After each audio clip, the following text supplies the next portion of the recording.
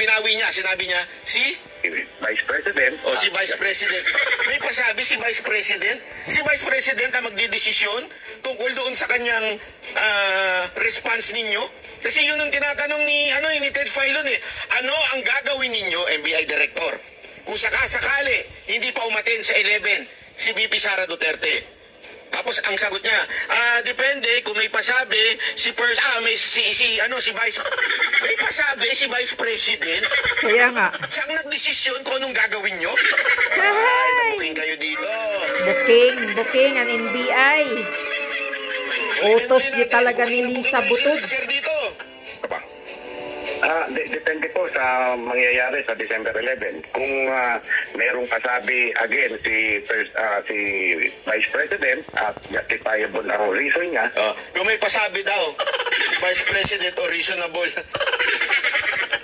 Sabi dito, kung may pasabi again, ibig sabihin, may una nang nag-utos. Kaya nga. Booking ang NBI, nadulas. NBI Director, medyo nadulas ka ng konti dito. Medyo delicates po ito. Medyo delicates po itong binitawan nyo dito. Utos ni Lisa Butod, first Butod. Mas maganda talaga, maybe. Tama ka sa sinabi mo nung una eh. Napanood ko yung video mo eh, nung isang press briefing mo na sinabi mo na paano pagka kinuha na ng ombudsman yan. Eh di maganda, ligtas na kami, mapadila ka pa ng ganun. Alam mo sir, naiintindihan kita. Hindi, naiintindihan ka ng taong bayan. Totoo lang naiintindihan ka ng taong bayan na tila, alam mo yun, naiipit ka sa sitwasyon. May nag-uutos sa'yo, alam mong medyo sabit-sabit yung utos, naiipit ka lang sa sitwasyon.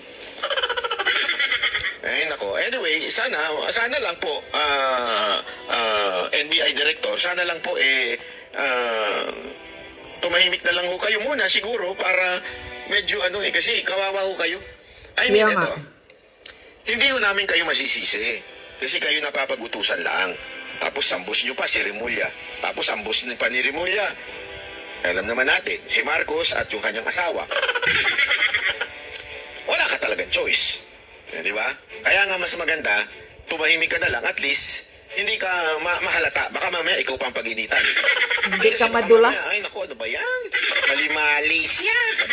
Sabihin ng asawa, malimalis yan. Nabubuking tuloy ang plano. Kaysa naman ikaw ang pag-initan. Ako, naiintindihan kita, sir. Pero ang problema lang dito, sir, ito lang, naisip ko lang, yung integrity mo yung masisira, sayang. Kaya nga. Mo pa naman yan. Yung alam mo, dignidad. sabi nga nila ang pera, ang kayamanan, o yung mga property, yung mga lahat yan, madaling bawiin yan. Diba? Pero ang hindi mo mababawi ay yung pag-integrity mo na wala na. Diba? Mahirap po. Anong nangyari? Para kayo nagtrabaho ng masino, naging abogadong, magaling, tapos naging judge, okay na lahat eh. Nung naging NBI Director kayo, dahil siyempre, aminin na natin, politika yan eh. So, nampupolitika kayo. Masisira yung inyong magandang record sana, di ba ho? Dahil sumusunod lang kayo sa utos. Correct. Kawawa naman po kayo. Masisira yung pangalan nyo dahil lamang kayo sumusunod sa utos. Nawawala ang dignidad at tiwala ng tao sa iyo. Pinaghirapan nyo ng napakahabang panahon yan. Tapos masisira ngayon. Alam nyo yan, sir. Di ba? Alam nyo yung tunay. Alam nyo yung katotohanan. Kaya, dito, pinapakita lang, sir, na napapag-utusan lang kayo. Huwag kang magpadikta. Kaya, sino yung first? Huwag kang magpadikta, NBI Director Jaime. Diba? I-comment nyo dyan sa baba.